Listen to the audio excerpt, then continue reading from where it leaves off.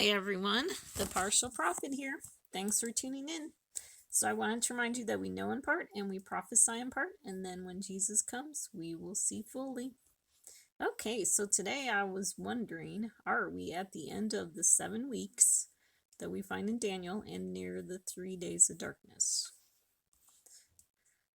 So let's talk about, I want to talk about some key time frames that have already happened because we have a little bit more picture of the past. The future's still kind of foggy, but we can definitely see what's already happened. Okay, so we know that the American embassy was moved to Jerusalem on the 70th anniversary of Israel, so that covers the 70 years in Daniel 9. President Trump released his deal of the century on January 28th of this year, 2020. Okay, so 7 weeks after the deal of the century was the start of the coronavirus shutdown in America, and in Israel too. And then 120 days after the deal of the century was the start of the rioting in America. That was May 26th, okay? And then the 71st day of the rioting was the explosion in Lebanon. That happened on August 4th. And so I kind of think we moved into like a time of a type of like fiery furnace, because Israel was having incendiary devices sent over that were starting fires in August, and America was having really bad fires in the West. They're still having bad fires in the West. And so I kind of think something started on that day. And then, because kind of what I think is like the rioting is connected to like the lion's den, and the fires are connected to the fiery furnace that we see in Daniel. Okay. And then let's talk about the dates connected to Trump's 3 peace deals that got released this year, not counting the deal of the century. So August 13th was the peace deal with UAE was announced. Okay, what was interesting with that day was the 80th day of rioting. That was when the California wildfire blew up to 10,000 acres, 10K acres. And then what was interesting is that Hurricane Laura hit the Gulf Coast 14 days later after this peace deal was announced. And then on 9/11 was the peace deal with Bahrain was announced. Okay, September 15th was when we had the peace deal signings in Washington. So we had both Bahrain and UAE and Netanyahu came to the White House to sign these peace deals, quote unquote peace deals. And then what we saw was Hurricane Sally actually dumped lots of rain on the Gulf Coast on 9/15. Okay. And actually Hurricane Sally was formed on 9/11, so definitely very interesting. And then it was the Palestinians had a day of rage on 9/15. Okay, so that was over in Israel. October 23rd was when the peace deal, quote unquote, was announced with Sudan. And then we had Hurricane Zeta hit October 28th, and that it was formed on October 24th. Okay, so it seems like judgment happens pretty quick. Okay, so then in Daniel 9, this is where we read, okay, so at the beginning of that chapter, it talks about the 70 years. Okay, and then these 4 verses, talk about the 70 weeks. So Daniel 9:24-27 says, 70 weeks have been decreed for your people and your holy city to finish the transgression, to make an end of sin, to make atonement for iniquity, to bring in everlasting righteousness, to seal up vision and prophecy, and to anoint the most holy. So you are to know and discern that from the issuing of a decree to restore and rebuild Jerusalem until Messiah the Prince, there will be 7 weeks and 62 weeks. It will be built again with plaza and moat, even in times of distress. Then after the 62 weeks, the Messiah will be cut off and have nothing, and the people of the prince who is to come will destroy the city and the sanctuary. And its end will come with a flood. Even to the end there be war. Desolations are determined. And he will make a firm covenant with the many for 1 week. But in the middle of the week he will put a stop to sacrifice and grain offering. And on the wing of abominations will come one who makes desolate, even until a complete destruction, one that is decreed, is poured out on the one who makes desolate. Okay, so these are really powerful verses, okay? Um, and so kind of right now in my mind, I don't, like, I'm struggling with knowing if we're going to see, like, kind of right now what I'm wondering is if we're going to see rioting in America and like the cities actually burning and stuff like that. And then Israel's going to get attacked. And so I'm wondering if that's going to happen before the Messiah shows up. But I kind of think that then when the Messiah shows up, like, okay, so then he's the restrainer. And so he's going to put a restraint to these rioting activities. Okay, but then, he's here for 7 days and he says in 40 days, Sodom will be overthrown, America will be overthrown. And then he leaves. I believe he leaves after the 7 days. And then I think basically when he leaves, the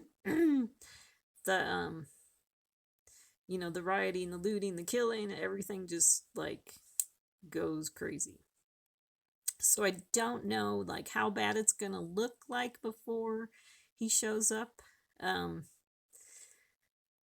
Sometimes I think it's gonna be bad, and then sometimes I think, well, maybe it'll wait till after he leaves. So I'm not really sure. But these verses, so when I look at these verses, okay, so it says, from the issuing of a decree to restore and rebuild Jerusalem until the Messiah the Prince, there's 7 weeks, okay, and 62 weeks. And then it says it will be built again with plaza and moat, even in times of distress. Okay, then after the 62 weeks, okay, it says the Messiah will be cut off, but I think a better way to translate that is the anointed one will be cut off and have nothing. And the people of the prince who is to come will destroy the city and the sanctuary. And its end will come with the flood, even to the end there be war, desolations are determined. Okay. So when it says, okay, so it says after 62 weeks, the anointed one will be cut off. And so if we have the 62 weeks happening before the 70 weeks, then we see that the people of the prince who is to come will destroy the city and the sanctuary. And so when I look at city and sanctuary, I kind of like think of the city being connected to like America, connected to Babylon, and then I think of the sanctuary being connected to the nation of Israel. The country of Israel. And then so it says, and its end with the flood. Okay, so we see in Revelation where it talks about the dragon pours water like a river toward the woman. One of the things with flood is that a flood could be connected to people. It could be connected to a group of rioters. Okay. Because the flood, when we read about the flood in Genesis, with Noah, when it talks about the great flood, it talks about the abyss, like we get waters coming up from the bottom and we get waters coming up from the heavens. And, so there's a connection to the abyss. The abyss is connected to the locusts in Revelation. And the locusts torment for 5 months. but they're not allowed to kill. But I'm wondering if after their 5 months, if then they're allowed to kill. But they're not allowed to kill any green thing. They're not allowed to kill anyone who has the seal of God on them. Okay. And then in these verses, so that would be the flood.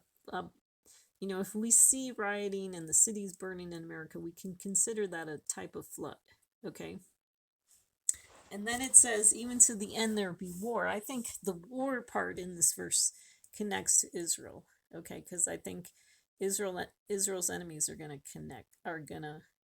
attack Israel. And so basically I think, that God removes his hand of protection off of America and Israel, and then he allows their enemies to cause destruction. And we see that in Revelation where, God says that he gives authority to the 10 horns and the beast for 1 hour. Okay. So he gives them a time, to cause destruction. Okay. But hang in there, because I got really good news for the people that follow God. Okay.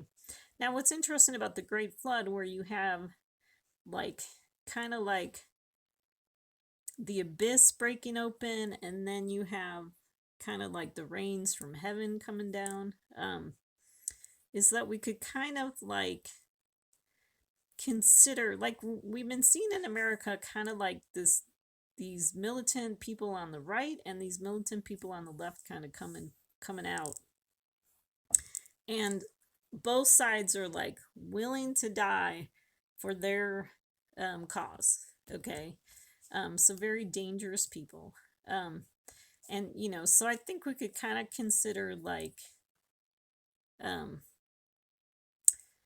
the militant people, the BLM people, they could be the ones that come out of the abyss, and then we could consider the ones coming out of heaven. That would be connected to the star falling from heaven. We read about that in Revelation, and I think that could be connected to the militant on the right. Okay. Now, one thing that I wanted to point out in this video is that it's important to recognize that capitalism can be just as much a system of slavery as socialism. Okay.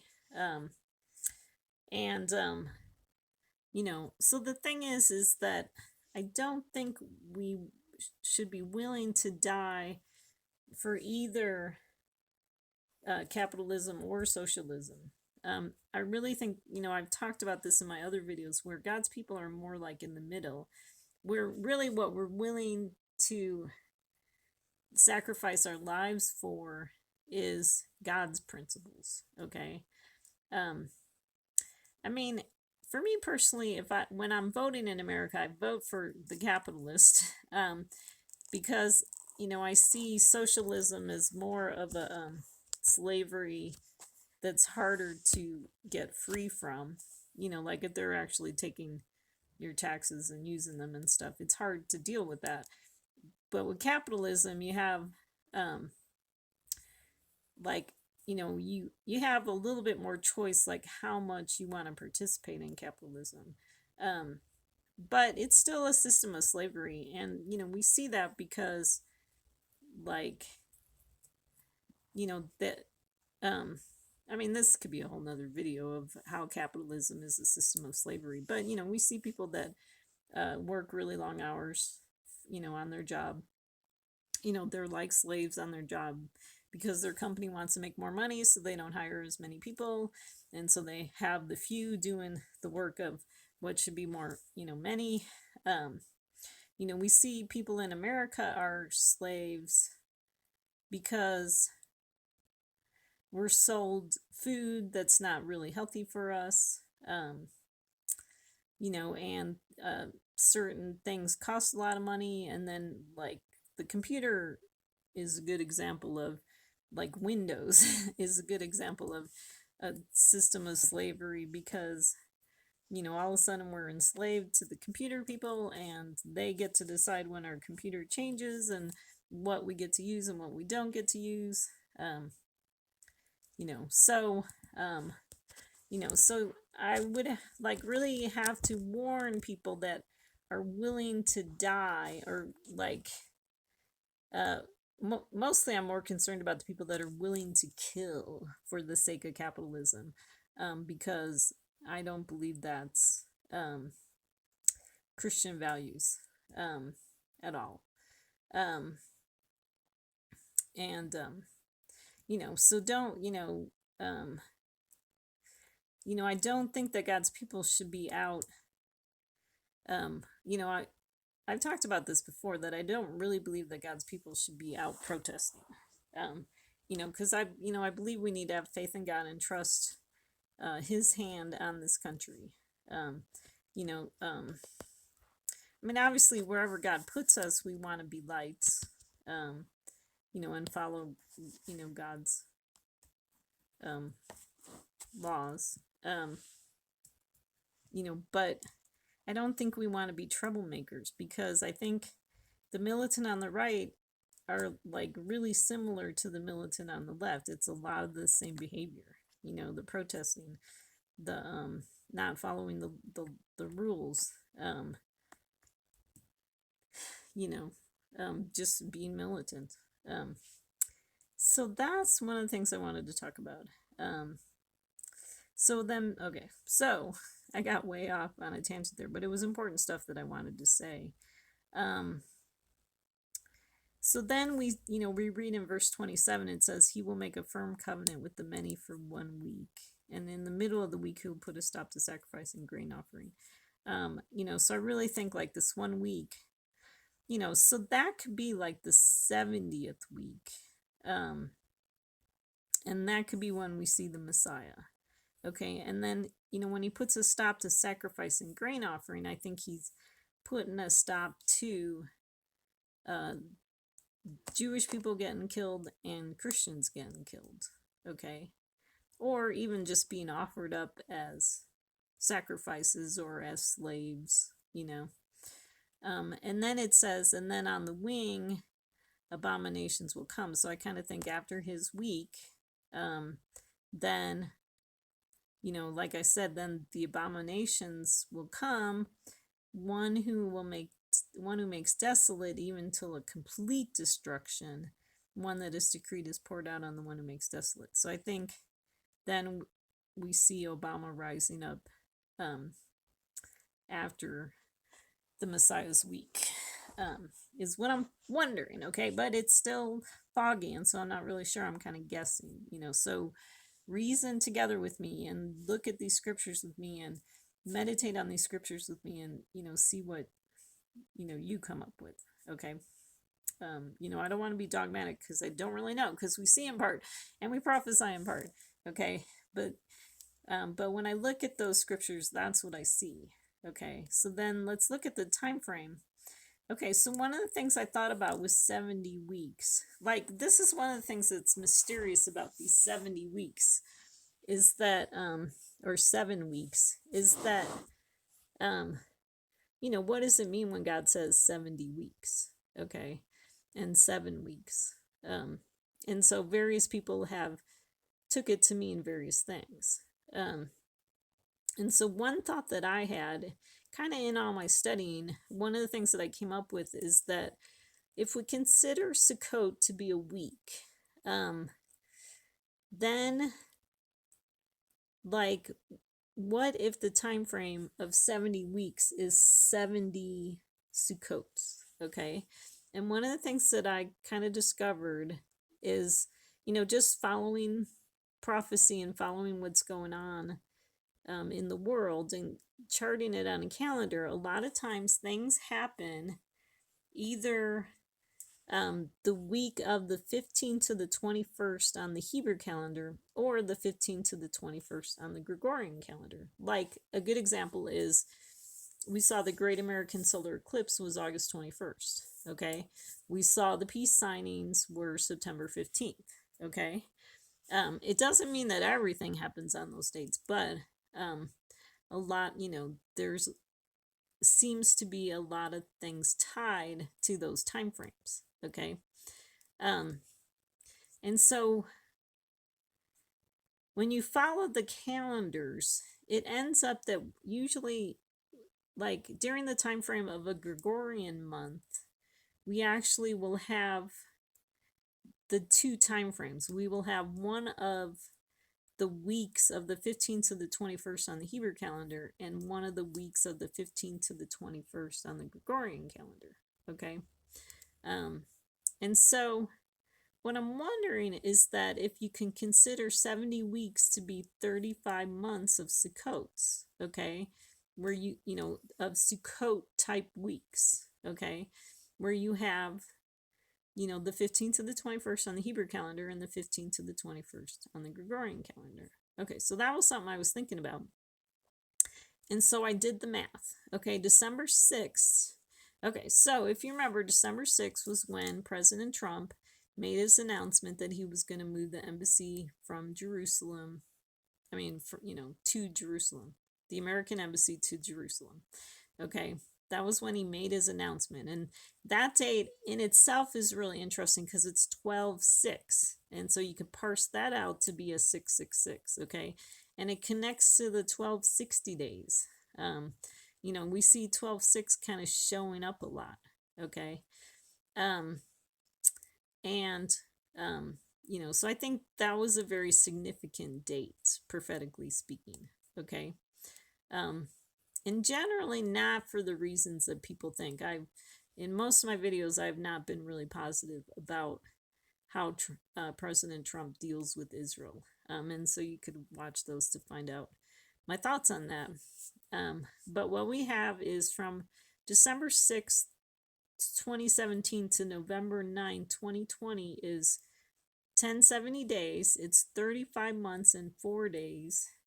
And it's 152 weeks and 6 days. Okay, so we see there, I highlighted the 35-month time frame. Okay. And so the reason why I did it to November 9th is that I'm really looking at this November 9th date. Because what it is, it's the anniversary of Kristallnacht. Okay. And which is a very significant, that was considered really kind of like the start of the Holocaust, okay, for the Jewish people, because that was when Jewish businesses got,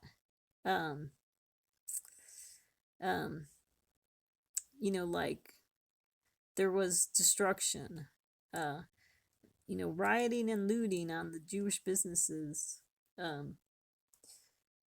in Germany, I think, right before before World War II, sorry.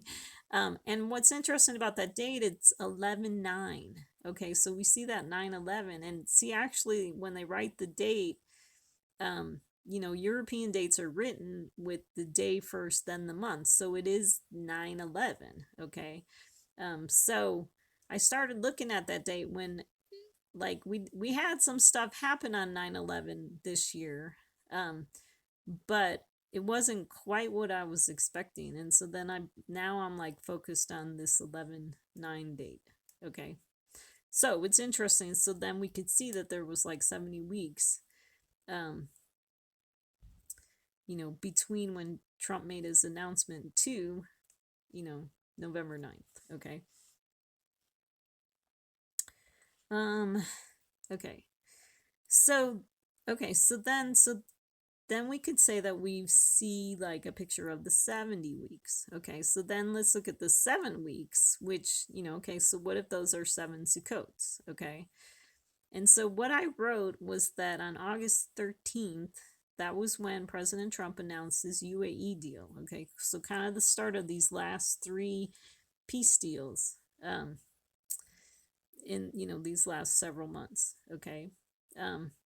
And so what I wrote is, okay, so if we consider that to be the decree to return and build Jerusalem, so the reason why I wrote that is because, okay, in the NASB it says, from the issuing of a decree to restore and rebuild Jerusalem until Messiah the Prince. Okay, so a lot of times translators kind of put in their own thinking into how they translate it.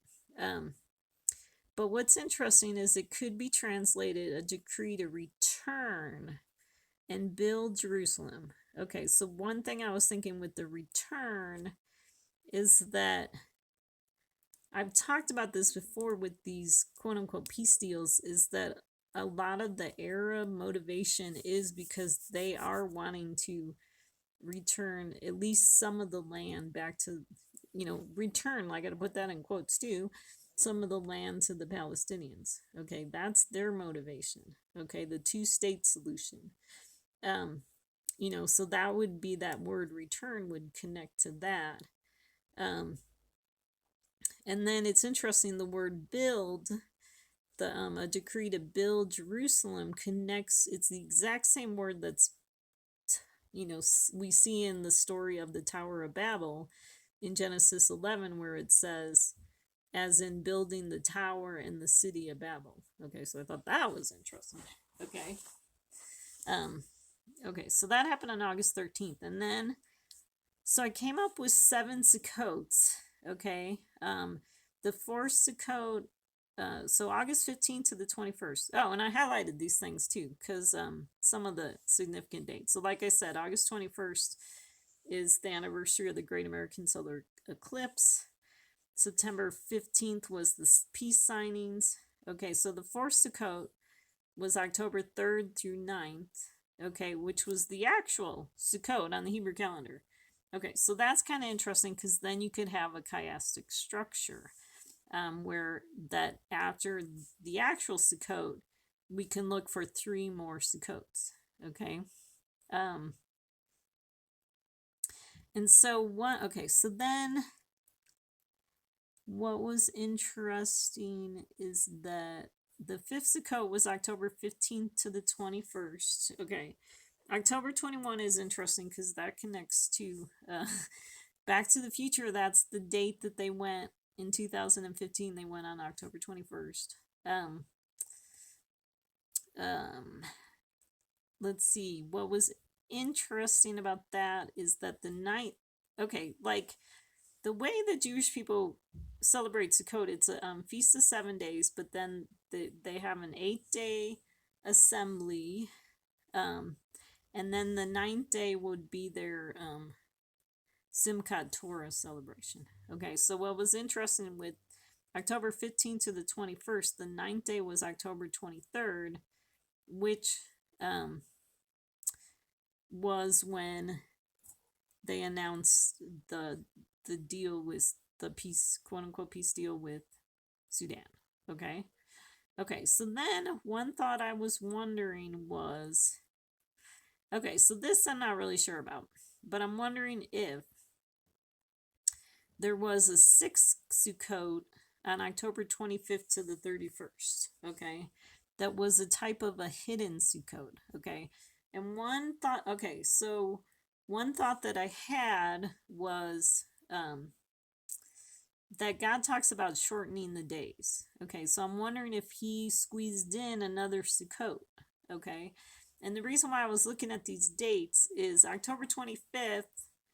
Okay, so I was considering October to be the 12th month. Okay, because it's the 12th month after President Trump removed the troops from Syria. And so 12 months after the Kurdish people got killed in Syria. And so then if October was the 12th month, so then October 25th would be a type of Christmas, 12/25. Okay. And so if this is actually a hidden Sukkot, it would be 7 days where the first day would be a type of Christmas, and then the last day was Halloween. Okay. And the reason why that was significant is that you also had the day of 13 on the Hebrew calendar. So definitely dates connected to the Antichrist. Okay. But I don't know for sure. That's why there's question marks. Okay. So then if that was a 6th Sukkot, then the 7th Sukkot would be the week that we're in right now, November 2nd to the 8th. Okay, so the 8th day of this Sukkot would be 11/9, which I talked about, the 82nd anniversary of Kristallnacht. The 9th day is November 10th, which is Chesvan 23. Okay. And then, so then do we have an 8th Sukkot or, okay, so then is there an 8th Sukkot another hidden Sukkot may be November 10th to the 16th. Because if things, really like kind of blow up on 11/9, then and the Messiah shows up, after things blow up, then there would be the 7 days of the Messiah would be November 10th through the 16th. Okay, so question marks, because I don't know. So is that an 8th Sukkot? Is that a 7th Sukkot? If you throw out October 25th to 31. Um, um, and then, or the 8th Sukkot would be, the 8th or the 7th Sukkot would be November 15th through the 21st. That would be the next dates that we're looking at. Because right now we're in, the 15th through the 21 on the Hebrew calendar.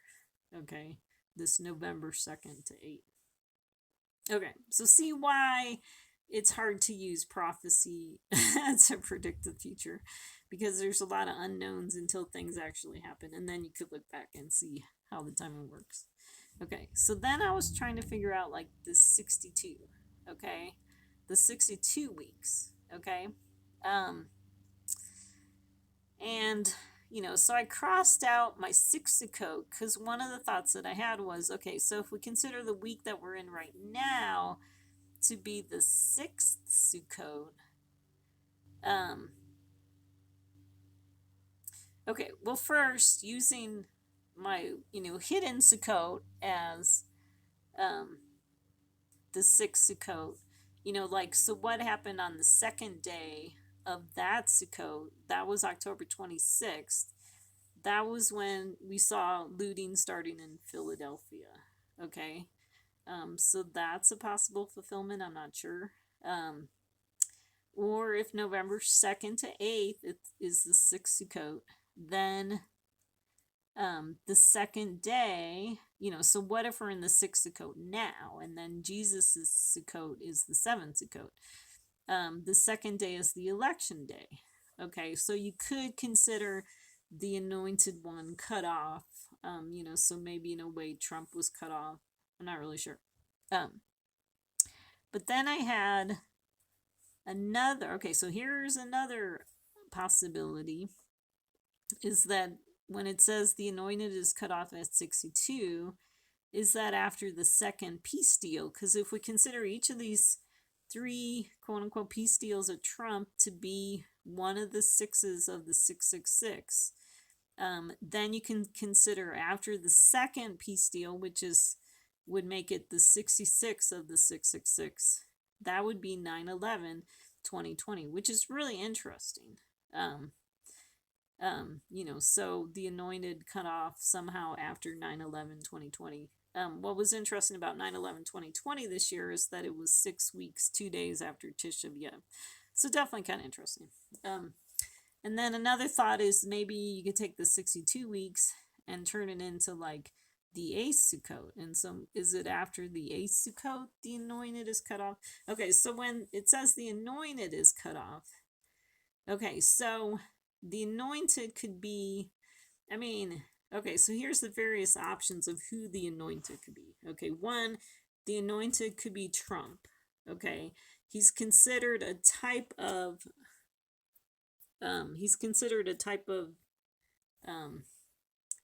what is it, Cyrus the Persian? So that's a possibility. The other possibility is that like America as a country can be considered the anointed. Israel as a country can be considered the anointed.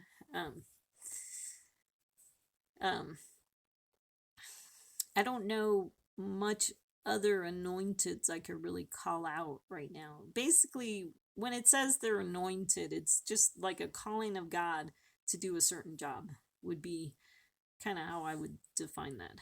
Okay. So then one thought that I had was, and so this one I highlighted this because it made more sense to me. So what if the 62nd Sukkot is August 5th through 11th? Okay. And then then after the 62nd Sukkot, so then, I was counting the Sukkots here. Okay, so then that would make us, okay, so let's see how this works. the 70th Sukkot would be like, how did I do the counting? This is why it gets confusing. So I put in the reds, 70, 69, 68, but I still counted that hidden Sukkot. But anyways, I came up with the 62nd Sukkot could be August 5th to 11th. And what was interesting about that was that the 9th day of that Sukkot was the UAE deal when that announcement was made. So that's a very high possibility, because then what we have is um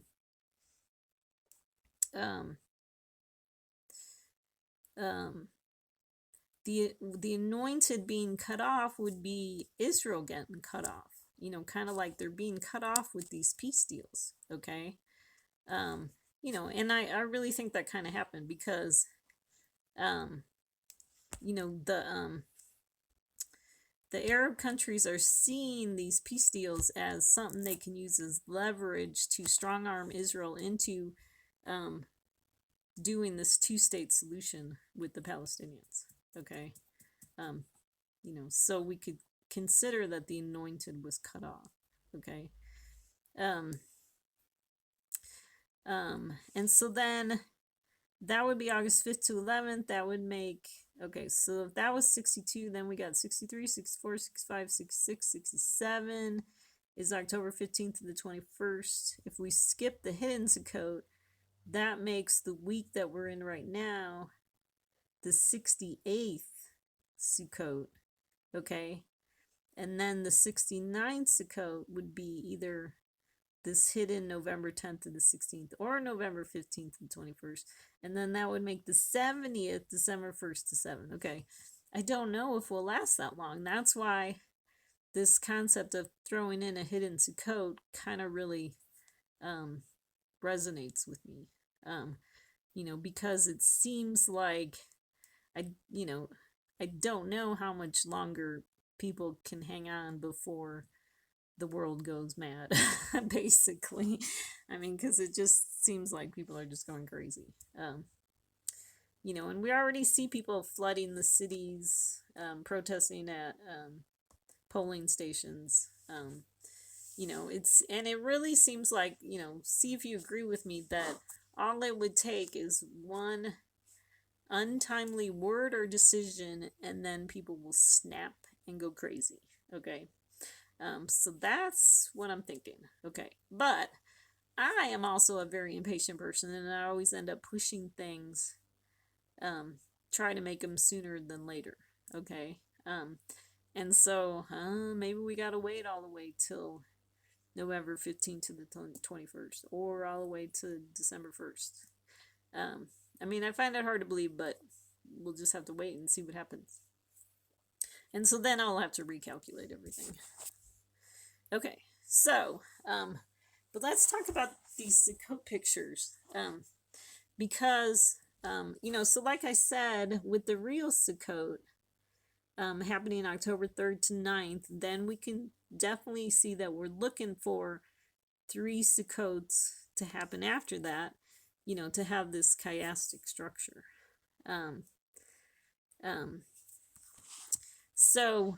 Okay, so then on 10/2/2020, which was Tishri 14, which would be like the eve of the Feast of Booths, that was when President Trump was flown to Walter Reed Hospital. Okay, and so let me read the verses in Leviticus 23 that talk about the Feast of Booths. Okay, so it says, on exactly the 15th day of the 7th month, when you have gathered in the crops of the land, you shall celebrate the feast of the Lord for 7 days, with a rest on the first day and a rest on the 8th day. You shall live in booths for 7 days. All the native born in Israel shall live in booths, so that your generations may know that I had the sons of Israel live in booths when I brought them out from the land of Egypt. I am the Lord your God. Okay, so one thing when we're looking at the 7th month, so actually Tishri 14 is the 7th month, okay? Or Tishri 15 would be the 15th day of the 7th month.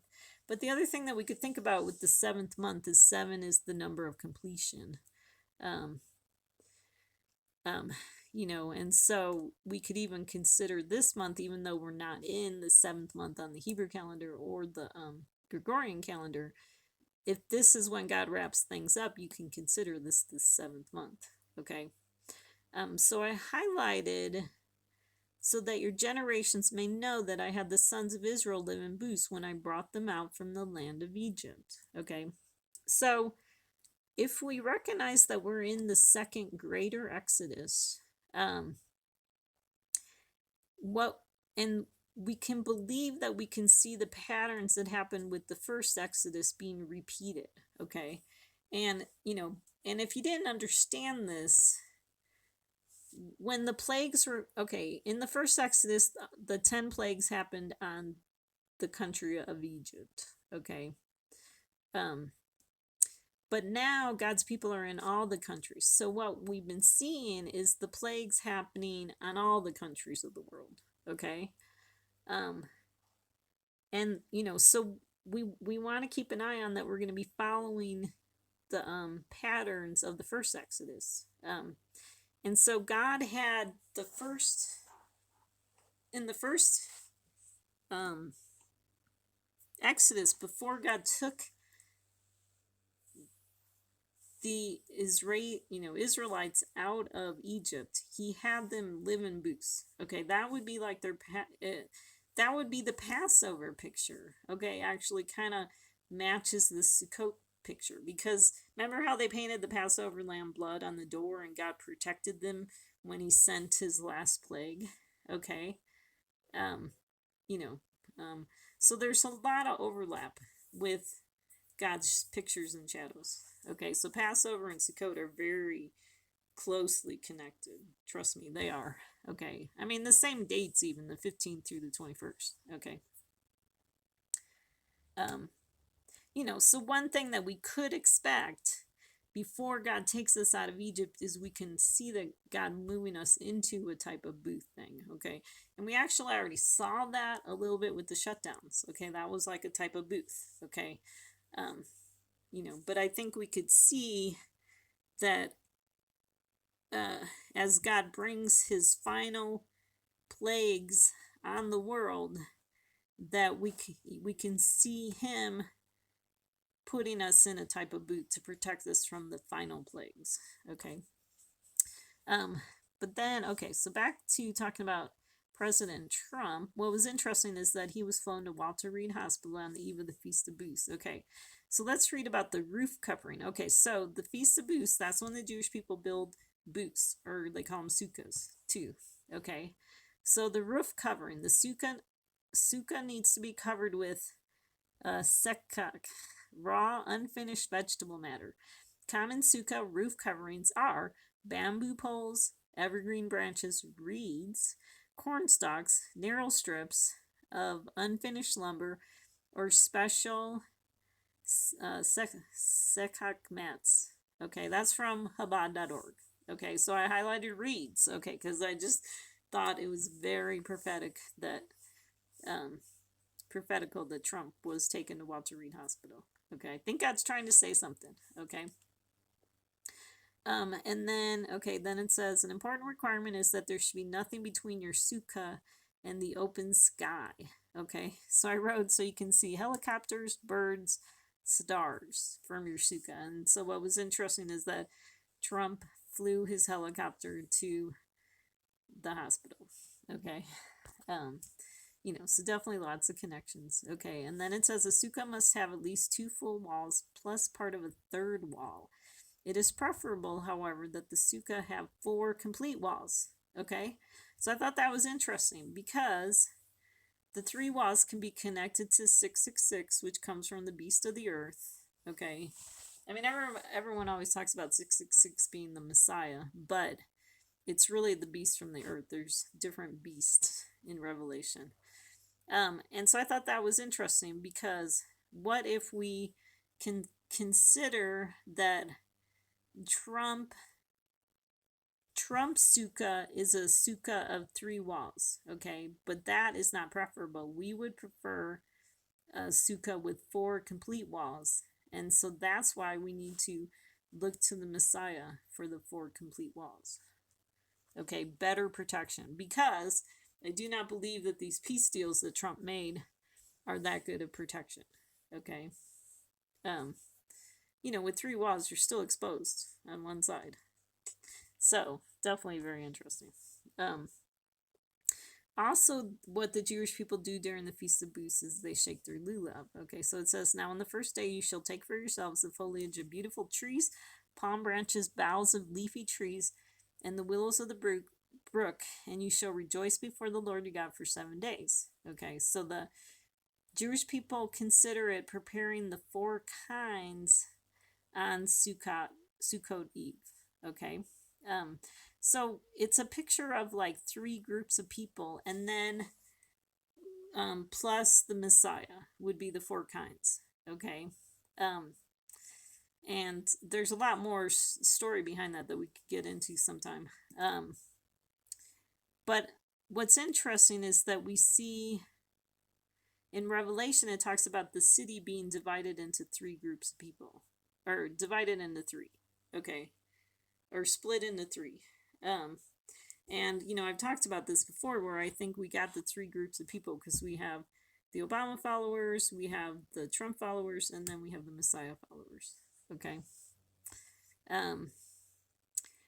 But what was interesting is that since the first day of Sukkot this year was on a Sabbath day, the Jewish people did not wave their lulavs. So what I'm thinking is there's a picture of we should not be waving our lulavs for Trump, okay, because he's not the true Messiah. Okay, another interesting thing to note was Rosh Hashanah was also on a Sabbath this year, so the Jewish people did not pray the Avinu Makano with words on Rosh Hashanah. They waited till the second day of Rosh Hashanah. And so I thought that would be a connection to Isaiah 26, where it says, "O Lord, they sought you in distress. They could only whisper a prayer. Your chastening was upon them." And then in verse 17 it says, "As the pregnant woman approaches the time to give birth, she rises and cries out in her labor pains. Thus were we before you, O Lord." So if we consider that we're in a time of labor pains, before the Messiah's birth, then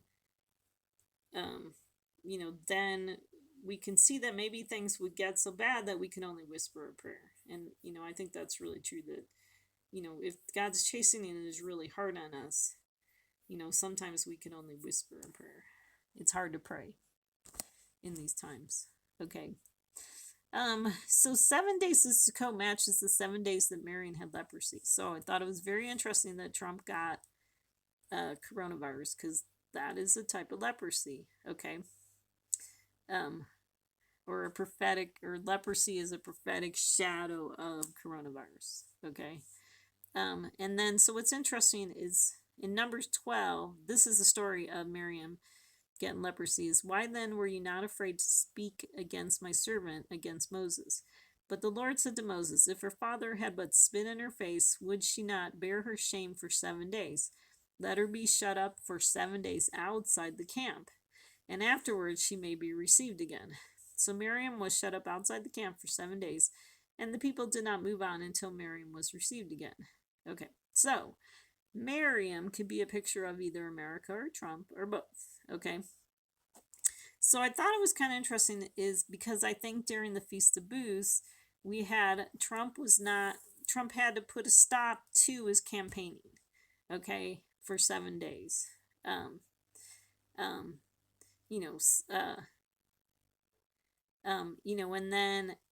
then after that time frame, then he moved out again and started campaigning. Okay.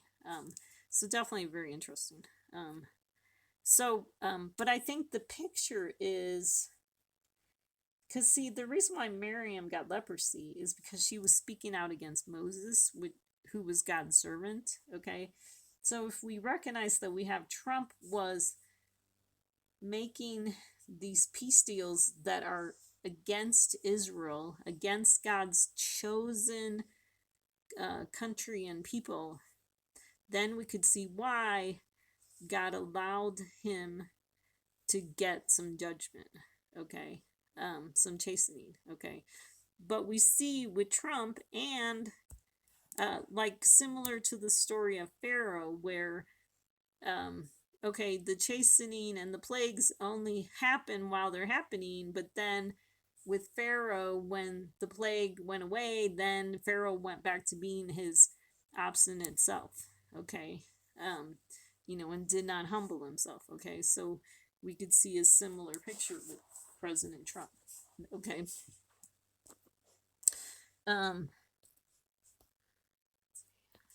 Okay. So, let's see. So in Second Chronicles, so just talking more about the timing of things, we saw that Solomon observed the feast at that time for 7 days, and all Israel with him, a very great assembly who came from the entrance of Hamath to the brook of Egypt. On the 8th day they held a solemn assembly for the dedication of the altar. They observed 7 days, and the feast 7 days. Then on the 23rd day of the 7th month, he sent the people to their tents, rejoicing and happy of heart, because of the goodness that the Lord had shown to David and to Solomon and to his people Israel. Okay, so okay, so just so I put in here just the actual dates of when things happen. The regular Sukkot was October 3rd to October 9th. Okay, the 7th day of the regular Sukkot is considered Hoshana Rabbah, which is the Great Hosanna. Then Shemini Azaris is the 8th day of assembly.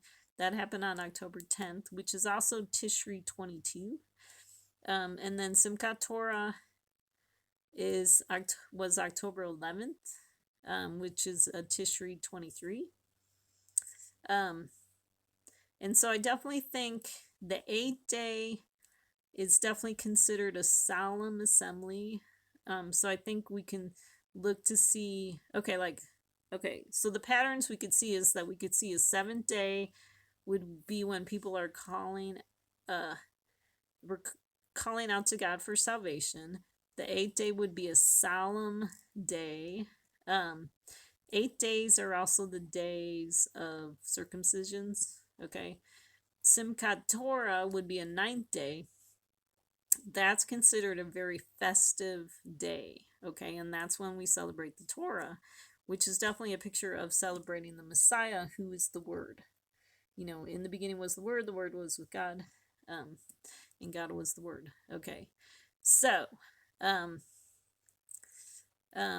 so in these, okay, so then we see that Solomon, it's kind of like he celebrated 2 Sukkots, okay, or 2 weeks, basically. So what if observing the feast for 7 days or dedicating the altar happens November 2nd to November 8th this year, okay? Because I thought it was interesting that dedicate the altar, you can see that being connected to the election in America. Okay. So people voted based on their their belief system. Okay. People voted for Biden or people voted for Trump, depending on who their God was. Okay. Whether they worship the God of socialism or the God of capitalism. Okay. Unless you were like me, where you just voted for Trump because he was the lesser of 2 evils. So, but what's interesting too is that with the we see in the birth story of Jesus in Luke, I think it's Luke 2 or whatever, there was a census being taken, and everybody was going to their own city. So we could kind of see that with the election, that, we can see God looking at that to see, where people's hearts are, based on who they voted for. So definitely I think there's a connection with the census and the election. So then, we've had this election, and then we could look to see a birthing coming. Okay, so then if that's true, the 8th day of the current feast that we're in would would be solemn. That would be 9/11, 11/9, which I said, which is a connection to Kristallnacht. Then the November 10th would be the ninth day, which is Chesvan 23, which is interesting because that connects to verse 10, where it says, Then on the 23rd day of the 7th month, he sent the people to their tents, rejoicing and happy of heart. Okay? Because of the goodness. So that could, we could maybe see the Messiah show up on November 10th, Chesvan 23. Okay? And so is that the start of another feast for 7 days? Okay? And then I wrote November 2nd to November 9th could be like a Hanukkah of 8 days of decreasing light. Then when Messiah comes, the light will increase. Okay. So, so do we see things getting darker and darker as this week goes on? I don't know. We'll have to see what happens. Okay.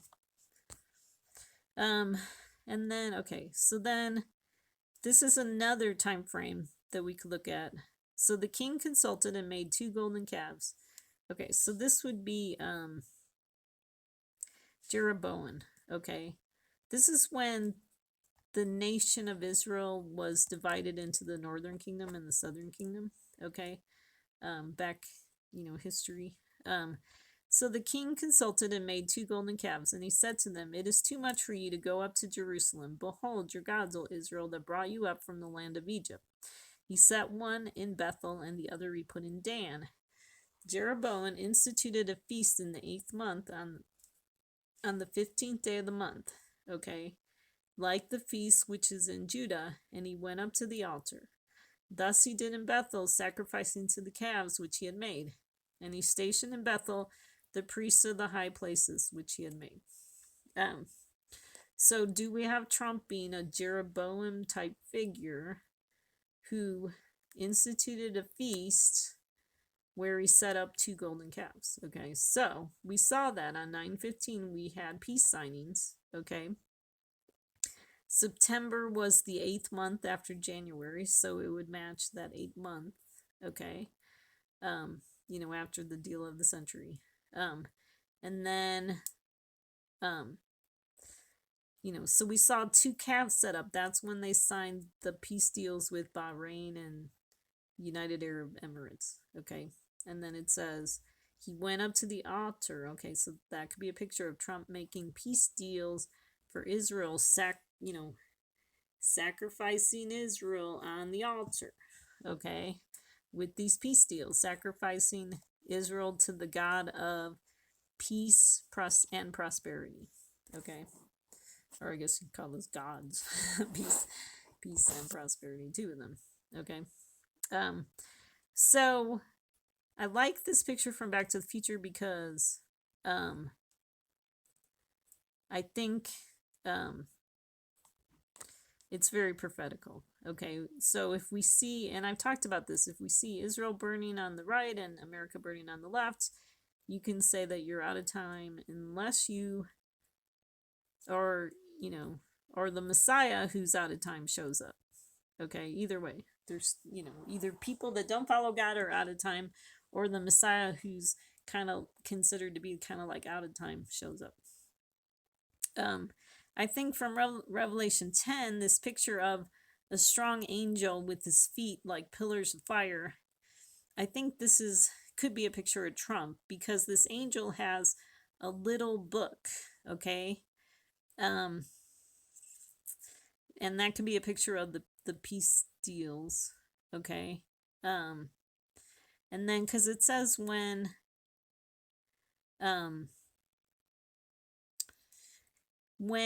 this angel cries out with a loud voice as when a lion roars, then the 7 peals of thunder utter their voices. Okay. So basically when Trump says stuff, he causes his enemies to utter their voices, to respond. Okay. But we're not supposed to bother writing what the seven peals of thunder are spoken, because they're probably not true. They're probably lies. Okay. And thunder is connected to lightning, which is connected to Barack Obama. But I thought it was interesting because it's like the strong angel, he causes the feet. The feet are two pillars of fire. Okay. So that's interesting because it connects to the statue in Daniel where you have the 2 feet that are made out of, they're a combination of clay and iron. So kind of like the 2 feet would be America, a picture of America and Israel. The clay would be a picture of God's people. The iron would be a picture of the followers of Trump. Um, um, and then we see another angel, a second one follows, saying, "Fallen, fallen is Babylon the Great. She was made the nations drink of the wine of the passion of her immorality." So the second one following could be the Messiah that follows after. We got Israel burning on the right and America burning on the left. Okay, so important information. If you haven't figured this out, Trump is the harlot of Babylon. Okay, so it talks about the harlot of Babylon being like a mystery, because it's probably a mystery to people why a woman would be a picture of Trump. Okay, but if you understand that the Christians are the picture of the woman and Judah is the picture of the man, then you could understand that. Why Trump would be considered a type of harlot. Okay. Read about Babylon. It's an economic system. Okay. Definitely would connect to these quote unquote peace deals that Trump have been making. Okay. Has been setting up. Okay. And why is Trump and Netanyahu are setting up this city and this tower so that they will not be scattered across the earth? Okay. Just like in the Tower of Babel in Genesis 11. Okay. It's all connected. Okay. Trump is also connected to the beast from the earth.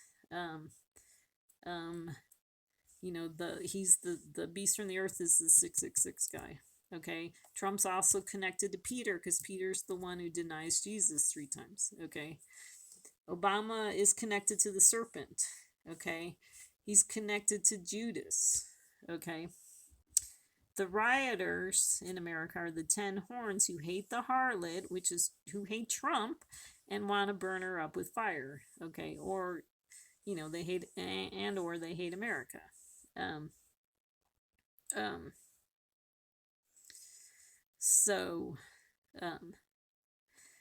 then, okay, so then we see there's 4 angels bound at the Euphrates. Okay, that could connect to, we got UAE, Bahrain, and Sudan. If, would be the 3 countries connected to the peace deals. But then if you throw in the Palestinians, you get 4. But also we've been seeing where Hamas and Hezbollah and Turkey and Iran, that these people that are against the peace deals, they have been uniting. Okay, so it's possible the 4 angels bound at the Euphrates would be the second group of people. And they're bound, so they're not allowed to do anything to Israel just yet until God says release the 4 angels. Okay. So what we see with the plagues in Israel, like the last 3 plagues were the locusts, 3 days of darkness, and judgment on the firstborn of Egypt. Okay, so that's the last judgment. Okay, so I really kind of see a connection with the judgment on the firstborn of Egypt being connected to Israel being attacked. I think there's a lot of prophetic shadows for that. And then the locusts too, I'm wondering if that's connected to the rioting in America. And so what we could see then is in between those 2 judgments, there's this time frame of 3 days of darkness. Okay. So it is possible that we're going to see these 3 days of darkness before the Messiah shows up. Okay. So talking about 3 days of darkness, it matches the 3.5 days of the two witnesses dead in Revelation 11, where they look at their dead bodies for 3.5 days. Okay. The two witnesses are be both a picture of Trump and Netanyahu, or America and Israel. Okay, because what are the two countries that follow God, that represent God? It's America, the land of Christianity, and Israel, the land of the Jews. Okay. So when it talks about looking at their dead bodies for 3.5 days, it could actually be talking about looking at the dead country for 3.5 days. Okay. Because I think it actually says dead bodies, singular, not bodies. Okay. And then with the 3 days of darkness, that would also match the time, times, and half a time, which also matches 3.5 days. And then, but 3 days also matches the half of the week that we see in Daniel. Okay. So while we're in 3 days of darkness, so if we have 3 days of darkness before the Messiah comes, I want you to be prepared. Okay. I mean, if the Messiah's coming and then we're going to have 3 days of darkness, you're fine. Okay. But I want to give you some verses so that, you'll have some comfort during the 3 days of darkness. Okay. So one of the things is, so I talked about earlier about how God puts his people in booths before he brings them out of Egypt. Okay. So if we do see all of a sudden America go crazy and the rioters start looting and burning the cities. Okay, I talked about this in my October 31st video, which, even though I got the date wrong, there's still some really good information in that video. But I talked about how we want to stay out of the city. Okay, don't go to the downtown area.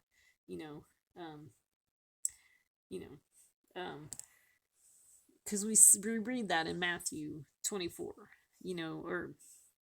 Or in Luke, where Jesus talks about the last days. When you see Jerusalem surrounded by armies, don't go in the city. So when you see America, like, you basically have this army of people rise up to loot and riot and fight. You want to stay away from that. Okay. But we can believe that in Psalm 91, a great psalm, okay, the Jewish people actually read it today, so I thought that was very significant. Because in that psalm, we read about under his wings you may seek refuge, okay? And we actually see that the woman, she goes into the wilderness and she's protected for the time, times, and half a time, okay? So like the 3.5 days, okay? She's given the wings of the eagle. Okay, so God protects us for the 3 days. Okay. Psalm 27 talks about being concealed in his tabernacle. So let's read this. Psalm 27:5. For in the day of trouble, he will conceal me in his tabernacle. That's another picture. That's another word for booth. Okay, or sukkah. Okay, in the secret place of his tent, another idea of the sukkah. He will hide me. He will lift me up on a rock, which I like that because, okay, so what if he hides us in his tabernacle or tent, and then he lifts me up on a rock? So we're in a type of tabernacle, and then the Messiah comes and we're lifted up on the, with Messiah. And we see that in Revelation 11, because then after the 3.5 days, there's a resurrection, and they hear a voice that says, come up here. Okay, so we're going to go join Jesus up on the rock. Okay, Leviticus 23, it says, okay, so I already talked about this. You shall live in booths for 7 days. All the native born in Israel shall live in booths, so that your generations may know that I had the sons of Israel live in booths when I brought them out from the land of Egypt. Okay, so it's kind of interesting, because if you read the various plagues, it seems like there's a lot of plagues that would connect to the rioters. Okay, so I definitely see like with the locusts, that could connect to the rioters.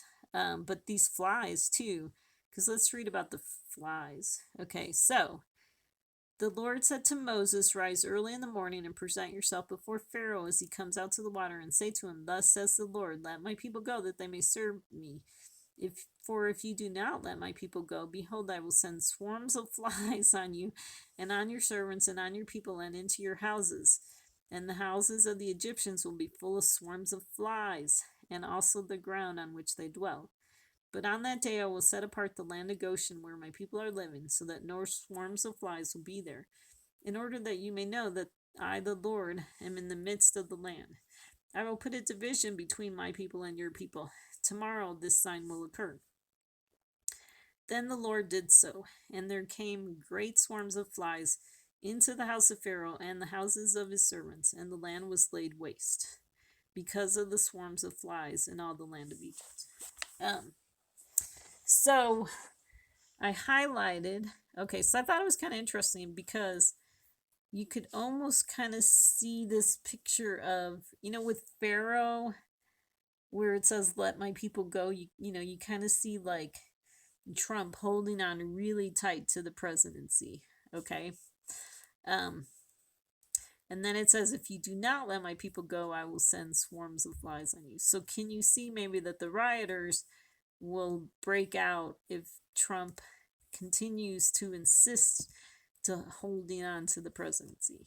Possible fulfillment, I don't know for sure.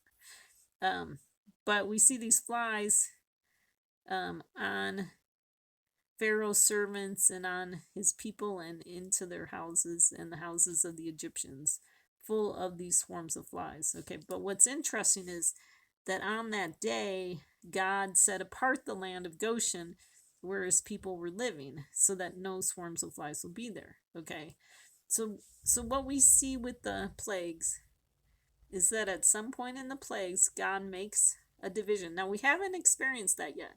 Okay, all the plagues that we've seen in the world have affected both God's people and God's enemies. Okay, but at some point, God's going to make a division between his people and his enemies. Okay, and the plagues will stop affecting his people. Okay, now I always thought that would not happen until Jesus came, that Jesus would come and put in this division. But it's possible maybe the last 3 days before Jesus comes that there will be a division. Okay, so we just have to wait and see. Okay, but the good news is that even if there isn't a division and we end up getting killed, that there's resurrection in 3 days. So we don't need to grieve like those who don't have faith. Okay, just trust. If things get so dark, remember that God is going to be sending the light. Okay, the Messiah. Okay, and then so I highlighted here where it says, and there came great swarms of flies into the house of Pharaoh and the houses of his servants, and the land was laid waste. Okay, so I thought that was a significant picture. Okay, we've already seen this to some extent in America, and so I don't know for sure if we'll see it even further, but very highly possible. Okay. Okay, so then in Exodus 10, okay, so then these are the verses that talk about the 3 days of darkness. Okay, so Moses stretched out his hand toward the sky, and there was thick darkness in all the land of Egypt for 3 days. They did not see one another, nor did anyone rise from his place for 3 days. But all the sons of Israel had light in their dwelling. So we see that same kind of picture of this division between the fate of God's enemies and the fate of God's followers. Okay. And so I thought this, where it says they did not see one another, we could see this picture of confusion. Okay. So 3 days of darkness could also be connected to the 666, by the way. Where did I write that? Um, so then, this is why, like, up to this point, I've always thought that the last thing we were waiting on was, judgment, was Israel getting attacked. Okay, because maybe we've already had the fulfillment of 3 days of darkness. But actually, though, as we go forward, I think there might be another time frame of 3 days. So we'll see. Okay. Let's see. Oh, I also threw in 1 Thessalonians 5:8, because our helmet that we're supposed to put on is the hope of salvation. Okay. In 1 Thessalonians 5:9, it says we're not destined for wrath. Okay. So remember those verses. Okay. So one form of protection for us is our hope of salvation. Okay, when we see the world go crazy, remember that we're destined for salvation, not for wrath. Okay, God's followers. Okay, Matthew 27:45. Okay, so I thought this was interesting. This was during Jesus's crucifixion. Okay, and remember how Jesus was crucified with the two thieves, okay, the thief on the right and the thief on the left, okay. um um so like you could see um Israel on the right and America on the left. That same picture again. Okay, so what was interesting, it says, now from the 6th hour darkness fell upon all the land till the 9th hour. Okay, so one possibility is that November 6th through the 9th. I don't know, we'll have to see what happens. But one thing is the 6th hour could be connected to the 666, and then it says darkness fell upon all the land until the 9th hour. The 9th hour could be when we see the Messiah showing up, like on November 9th. Okay.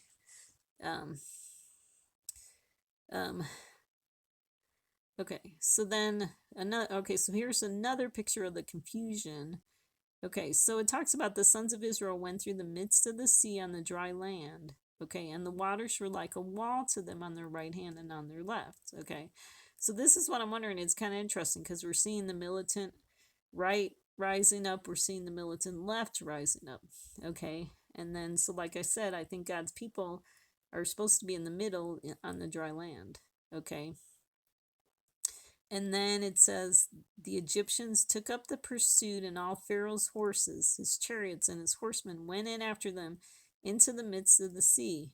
At the morning watch, the Lord looked down on the army of the Egyptians through the pillar of fire and cloud, and brought the army of the Egyptians into confusion. So we see that confusion again. They're trying to kill the Israelites, but God puts confusion on them. Okay. He caused their chariot wheels to swerve, and he made them drive with difficulty. So the Egyptian says, let us flee from Israel, for the Lord is fighting for them against the Egyptian. Okay, this is why we do not have to go to fight. Okay, we're just supposed to stand and see the salvation of the Lord. Okay, the Lord will be fighting for us against the Egyptians. Okay. Okay. And then, okay, so this is talking about the locusts from Revelation 9. Okay, so like I said, they were told not to hurt the grass of the earth, nor any green thing, nor any tree, but only the men who do not have the seal of God on their foreheads. Okay. And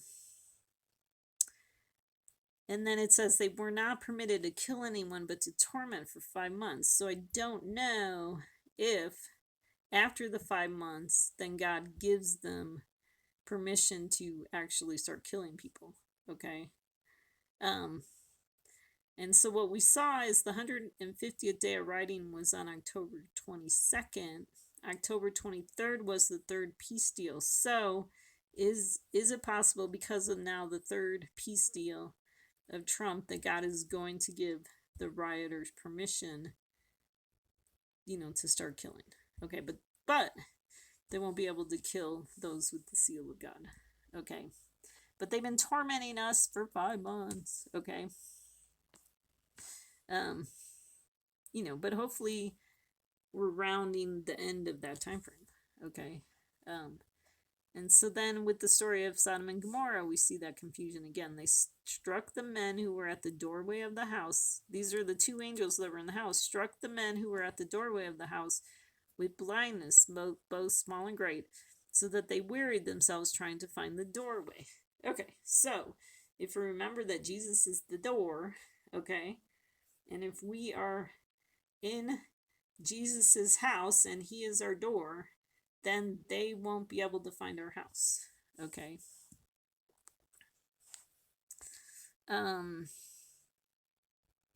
Okay, so Esther 4. Okay, so I talked about this a lot in my videos because, I'm constantly trying to use this to figure out the time frame of things. Okay, so Esther talks about, she talks about all the king's servants and the people of the king's provinces know that for any man or woman who comes to the king to the inner court who is not summoned, he has but one law, that he be put to death unless the king holds out to him the golden scepter so that he may live. And I have not been summoned to come to the king for these 30 days. So the 30 days could be the days of the 666. What was interesting is that we had 30 days from 8/13 to 9/11 is 30 days. Okay. But then we did have another peace deal that came after that. But I think we can consider that we've had the 30 days, and then Esther says, so basically we see kind of the shadow in these verses where, anyone who comes, okay, the inner court, if you see that as being like a picture of Israel, if you are not summoned by God to make a deal for Israel, then you will be put to death. Okay. So when you have the mark of 666, you're marked for death. Okay. Okay, so then it says, then Esther told them to reply to Mordecai, go assemble all the Jews who are found in Susa and fast for me. Do not eat or drink for 3 days, night or day. I and my maidens will also fast in the same way. And thus I will go into the king, which is according to the law. And if I perish, I perish. So Mordecai went away and did just as Esther commanded him. Okay, so what if we had, so the picture of Jews assembling in Susa. Susa would be the city. And, it's the city of the Persians, I think. So they assembled in Susa and they fasted for 3 days, night or day. Okay, so,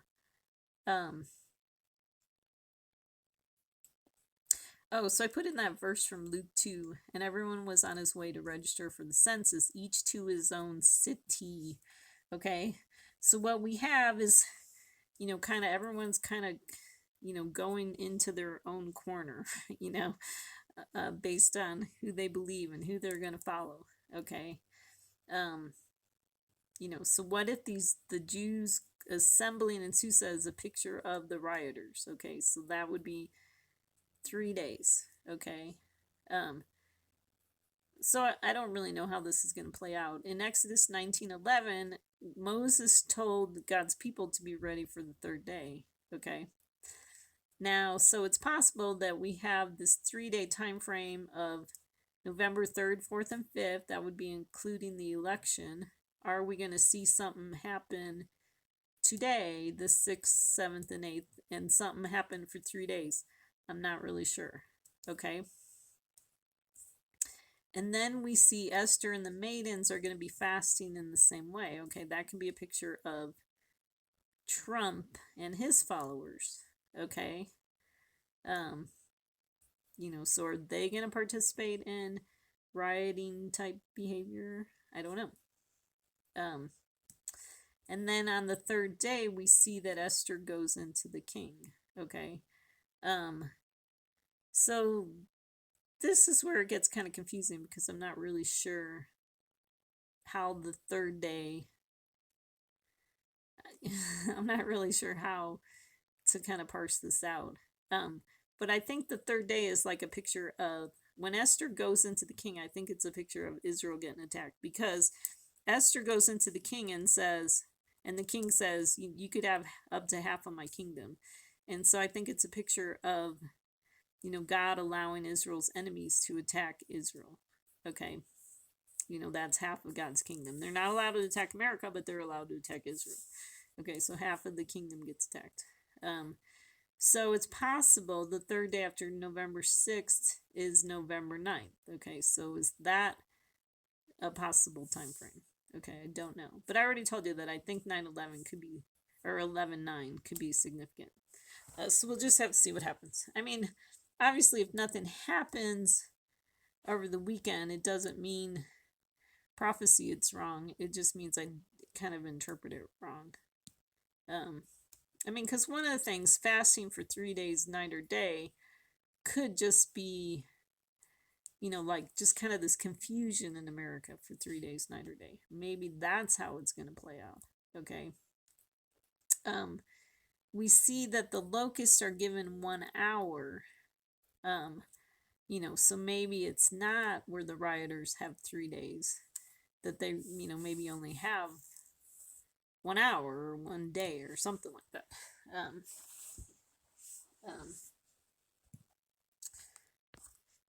Because I really think Jesus is then going to come and put a stop to these rioters. Okay. And we see the 3 days in the cupbearer baker story. Okay. So one of the things that's interesting about the story is, okay, so the cupbearer and the baker, okay, so I've connected like the cupbearer being connected to Trump and the baker being connected to Netanyahu, but the cupbearer could also be connected to Biden and the baker could be Trump. So this is what makes prophecy kind of confusing, is that sometimes you don't really know how it's going to work out. Okay. Because Trump could be the baker who baked up these peace deals that end up getting Israel killed. Okay. And then we see with the cupbearer where it says, within 3 more days, Pharaoh will lift up your head and restore you to the office. Okay, so I don't know if that's Trump being restored or Biden being restored.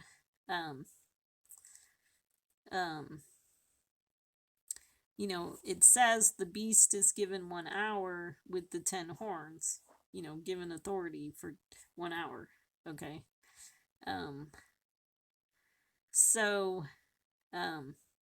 But then it says, and you will put Pharaoh's cup into his hand. So the cup is always the picture of judgment. Okay. According to your former custom when you're his cupbearer. So what's interesting about your former custom is we did see rioting happen when Obama and Biden were in office. Okay, so is that going to return? Is that what God's saying? Or, it could also be a picture of Trump, where he causes, these rioters to rise up because they just hate him and they make him mad. He makes them mad. Because it's interesting because it says, now Pharaoh's cup was in my hand, so I took the grapes and I squeezed them into Pharaoh's cup. So the grapes are the grapes of wrath. Those are the picture of, God's enemies. Okay.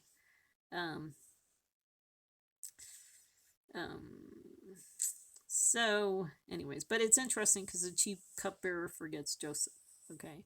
So Joseph could be a picture of God's people. It says, only keep me in mind when it goes well with you, and please do me a kindness by mentioning me to Pharaoh and get me out of the house. Because the chief cupbearer forgets Joseph. So either the chief cupbearer forgets the Messiah, or the chief cupbearer forgets the followers of the Messiah. Okay.